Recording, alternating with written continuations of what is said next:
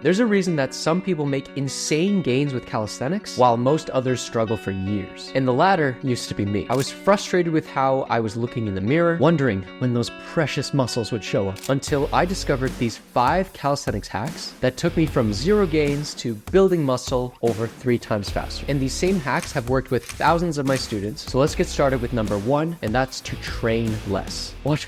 Train less? But Kevin, why? Don't worry, I'm not telling you guys to just stop moving and play Valorant all day. It's easier if I explain it like this. Goku is one of the strongest anime characters ever. With his intense battles, super punches, speed kicks, Kamehameha waves, and even his intense training in the hyperbolic chamber, it's no wonder he's so strong. The thing is though, if Goku were to keep pushing harder and harder on his training, fighting, then training some more, his body probably wouldn't be able to handle it, Super Saiyan or not. So the next time he goes to fight Broly or something, his body would eventually say, "Aight, I'ma head out." And oh snap, there goes his bones, there goes his tendons, and there goes, well, his life. And that's one of the main reasons why Goku, as part of his training regimen, chills in the healing chamber from time to time. Just like Goku, our bodies are going to have a limit to how much fatigue and stress that it can hold on to. Our muscles start to break down more as we train. Our tendons, which heal much slower than our muscles, also get worn down over time. And even our central nervous system can get overloaded if we are overtraining. All of this combined means slower muscle gain and a lot quicker damage that accumulates, which is why the first hack is to go into the healing chamber and take a deload week to give your body adequate rest. Now, that sounds easy enough. Oh, I get to just chill on the couch and watch anime all day. But trust me, it's pretty easy to mess up a deload week. Firstly, it's important to know when to deload. If Goku spent more time in the healing chamber than the time chamber, well, he wouldn't be as strong because obviously he wouldn't be training so much. For us, we don't want to be deloading too often. So instead of taking a deload anytime you feel exhausted, tired, and you want to give up, aim to fit in a deload after 6 to 8 weeks of hard, intense training. Second, and this is crucially important, what do you do when you deload? Now, I know I was joking before saying that, oh, you can watch anime all day, lay around, but honestly, not far off. If you decide to do nothing during your deload, it ensures that you adequately rest up your body by not putting any amount of stress on it. Although it's not something I recommend, as it may cause you to be a little detrained, aka you regress a little bit. But of course, that's up for your own experimentation. The second option is just doing something very light. This includes things like just walking, yoga, which personal favorite, biking, anything that keeps your body moving, allowing blood to flow to your joints, your muscles, allows them to heal, but nothing too intense where you feel like, oh, I'm going to die. But by far my favorite option is just reducing the volume of your existing workouts. By doing only half of the sets of a regular workout day, you make sure that you're not detraining and getting away from the goals you want to achieve, but you're at least making sure that you're not overloading your system, not overloading your tendons or muscles with intense amounts of training, just a little bit here and there, which allows you to get adequate rest for your body, and thus you can go back to training and gaining muscle faster. But just as it's important to rest to increase muscle gain, it also matters how you train. Take, for example, one of the most resilient fighters ever, Rock Lee. Even with a broken arm, he does push-ups. Goddamn. Since Rock Lee doesn't have access to ninjutsu, the one thing he does have in his arsenal is his incredibly heavy ankle weights. This is putting his body under constant tension and forces him to adapt to get stronger while being subjected to those forces. And this is awesome because if Rock Lee from an alternate universe decided, well, I'm just gonna make life easy for myself and I'm not gonna wear my 2-ton ankle weights, I'm just gonna run around like a nincompoop and train and not care at all. If that was who he was and that's what he decided to do, he'd be a weak nobody for the rest of his life. If we're training to grow muscle as fast as possible, it's crucial that we are not like alternate universe Rock Lee and are more like main guy Rock Lee, because we don't want the workouts to be easy, we want them to be hard. And having our muscles under constant tension for a long period of time is hard. But just like Rock Lee, we need to learn to enjoy the pain that comes from this type of training, which is why we need to make every rep purposefully more difficult so that it becomes more stimulating and we actually grow. Sure,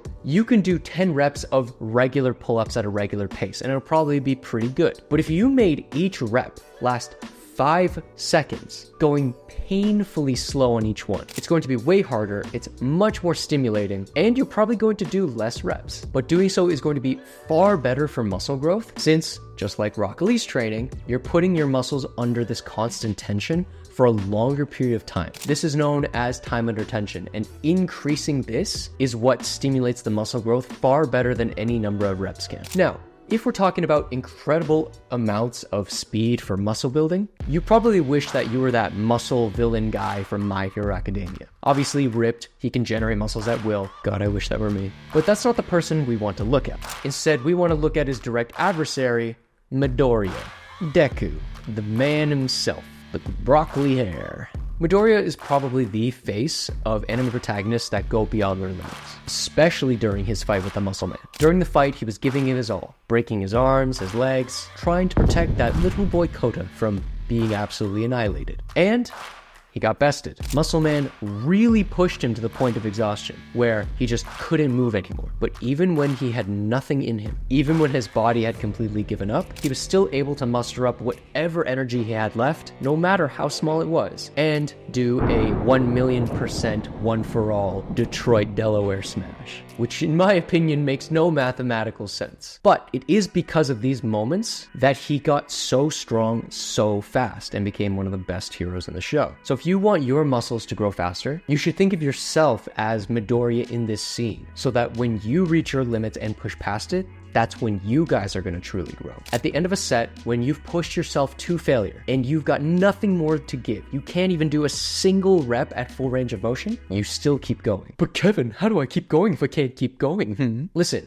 you might not be able to do a full rep, but your body is still probably able to do the bottom half or even the bottom third of the rep, which surprisingly is better for muscle growth. Doing only the bottom half of an exercise, which is known as a lengthened partial, is the most challenging and difficult part of the exercise. Because at this point of the movement, your muscles are under maximum stretch, and they are also under a heavy load. And just as Midoriya got stronger at the hardest point of his battle, the extra stimulus from the hardest point of the exercise increases that mechanical tension, which is what we talked about before. And by increasing that, you get insane muscle growth. So for hack number 3, do 3 to 6 of these lengthened partials after reaching failure of your main exercise. So if you're done doing full range of motion push-ups, you can't push anymore, just chill at the bottom of the rep, pushing up to the halfway point and get that full benefit of those lengthened partials. You get a stimulating set on top of your already stimulating set. I love throwing these in on the last set of an exercise because they're just so damn good and it feels really good too. While that hack is something that almost everybody does, even people in the science-based lifting community, the next hack I don't see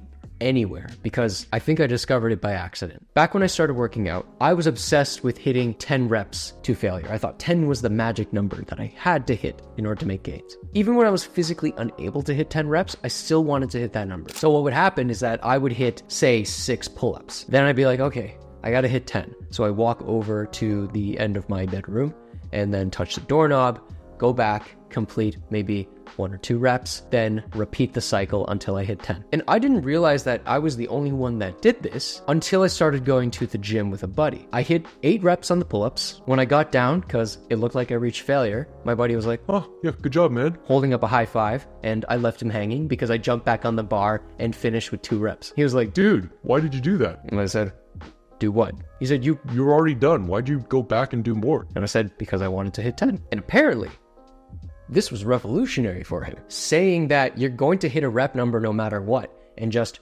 reaching it. By promising yourself, yes, I'm going to hit these reps, you completely use all of your muscle fibers and guarantee that you hit failure, no matter what you do. And since that day, I have called this hack the rep promise. And it's probably the hack that's helped me make the fastest gains out of everything in this list. All you do is just set your reps 2 to 5 more than whatever your max is, and just promise yourself that you're going to reach that number every single time. If you can't, which you probably won't, you take a small 10 to 20 second break, jump back on the bar, back on the floor, back wherever you're doing your exercise, and keep going until you do. And if you have to take another break, you take another break, but you just keep going. You would be amazed at how much this pumps up every muscle and how so many of my students are like, frickin', this is awesome. It is super effective. But there is one technique that I would probably put above the rest. In fact, if I only had one technique to use from this list, it would probably be this one. Yes, in fact, I am putting it above rep promise, because this is what truly triples your gains. And it's by using muscle fibers that you're probably not using. And it works just like Itadori and Toto. While Itadori was fighting Mahito, he was brought to the point of complete exhaustion, pain, and hopelessness. He lay crying on the ground, not knowing what to do. And just as when he was about to completely give up, out comes the Giga Chad himself,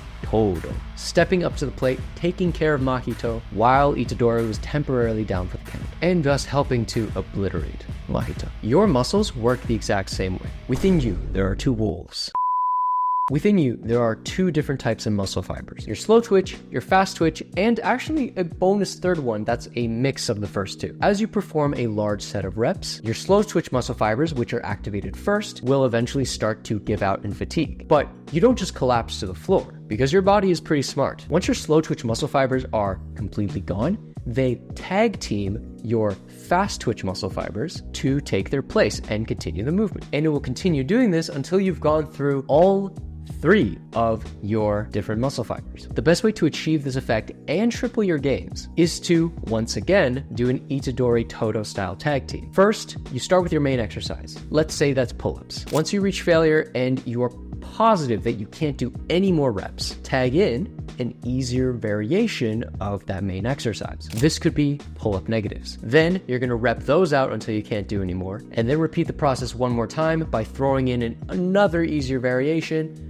and that'll be inverted rows. This hack is what I call the body weight drop set. By using this, tagging an easier variation once you're already fatigued, you're gonna automatically be tagging in those faster twitch muscle fibers. And of course, since you're exhausting 3 muscle fibers, that is 3 times the gains. The math just lines up. I should know Amation. Now, fair warning. These hacks can only work if you actually put in the time to make them work. But I know sometimes working a full-time 9 to 5 and trying to deal with all of the other problems in your life sometimes makes finding time to work out feel impossible. So click here to find out how I managed to build an anime physique while still working 60+ hours per week.